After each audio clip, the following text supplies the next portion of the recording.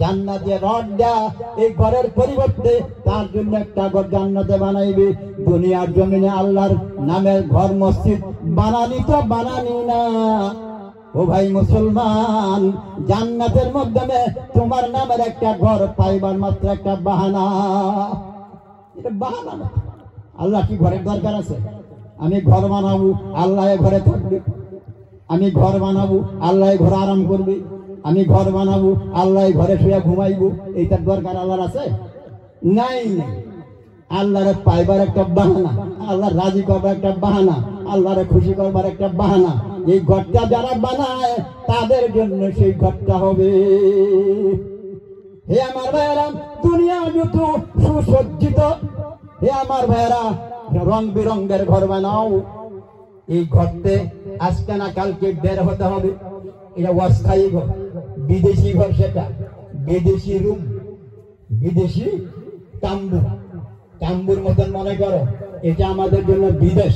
আমাদের দেশ হলো আখিরাত, আমাদের আসল দেশ হলো আখিরাত। এখন আমরা বিদেশের মধ্যে পড়ে আছি। কামাই করবার জন্য আইছি, দেশের বাড়ির জন্য কামাই করবার। আল্লাহ আমাদেরকে পাঠাইছে, ওই জায়গাতে কামাই করতাম, দেশের বাড়ি নিয়ে যাইতাম। তাই তো কবি বলে, দেশে যাবি রে মন তুই, দেশে যাবি রে, বাসের পালকে শুয়ে মন তুই, দেশে যাবি রে। যাইবেই তো দেশে, যে সাজানি বাজানি, যে সুসজ্জিত রং বিরঙ্গের চাই, বিভিন্ন ধরনের পাথর দেয়া চকমকা ঘর সাজাইয়া আমরা বানাইতেছি। এই ঘরের থেকে একদিন বের হবে, আর যে ঘরটা আল্লাহর নাম দিয়া তুমি মসজিদ নামে ঘরটা বানাইবা, এই ঘরের ভিতরে চিরদিনের জন্য দিয়া তুমি ঢুকবে। চিরদিনের বসত বাড়ি তোমার সেটা হবে। এদিকটা ইবাদতের দ্বারা কানেকশন করলা, বন্ধুত্ব স্থাপন করলা।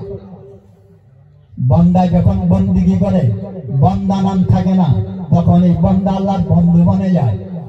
হ্যাঁ, বন্দা যখন বন্দিগি করে, এই বন্দার নাম বন্দা থাকে না, এই বন্দার নাম আল্লাহর বন্ধু বনে যায়। হযরত ইব্রাহিম আলাইহিস সালামের জান কবজ করবার জন্য যখন আজরাইল আইছে, নবীদের জান কবজ করলে পারমিশন নেওয়ার কথা আছে।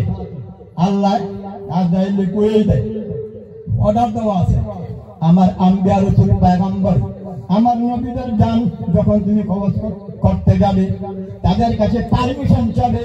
পারমিশন দিলে জান কবজ করবে, পারমিশন যদি দেয় না, আজরাইল তাদের জান কবজ করবে না। হাত দিবে না তাদের সঙ্গে, বেয়াদবি। আমার ভাইরা, তাই ইব্রাহিম আলাইহিস সালামের কাছে যখন জান কবজ করবার হাজির হয়েছে আজরাইল, আয়ারা যখন পারমিশন চাইছে, ইব্রাহিম আলাইহিস সালামে কয়, হে আজরাইল, কি শুনাইলা তুমি? এটা বন্ধু কোনদিন বন্ধুরে মারে নাকি? বন্ধু মারবার করে বেড়ায়? কি কথা কইলে? আজরাইল শুধু জানি কবজ করতে পারে, প্রশ্নের সম্মুখীন যদি হয়ে যায় জবাব দিবার শক্তি তার নাই। গেছে গাউরি আল্লাহর বারাত, যাহারা কয়লা এমন বন্দার বারাত আমারে পাড়াইরা জান কবজ করবা, পারমিশন চাইছি, আমার এক বন্ধু কোনদিন বন্ধুরে মারে নাকি? উত্তর তো দিতে পারলাম না, জান কবজ করবার কাম আজ করতে পারলাম না। আল্লাহ কয়, তুমি এক কাম করো, যাও আমার বন্ধুর গা তুমি কও। বন্ধু ডাকছে, বন্ধুর বারাত যাইতা। বন্ধু কোনদিন বন্ধুর বারাত যাওয়া অস্বীকার করতে পারে কি? কথাটা বুঝলি না? নাই, বন্ধু ডাকছে বন্ধুর বারাত যাইতা, বন্ধুর বারাত যাওয়া সে ইনকার করতে পারে কি, অস্বীকার করতে পারে কি? আমি যাইতাম না, এটা বন্ধুর পরিচয়। বন্ধু ডাকলে বন্ধুর বারাত যাও, মিল লাগে। হ্যাঁ, তুমি যা কই দাও, আপনার কি কো?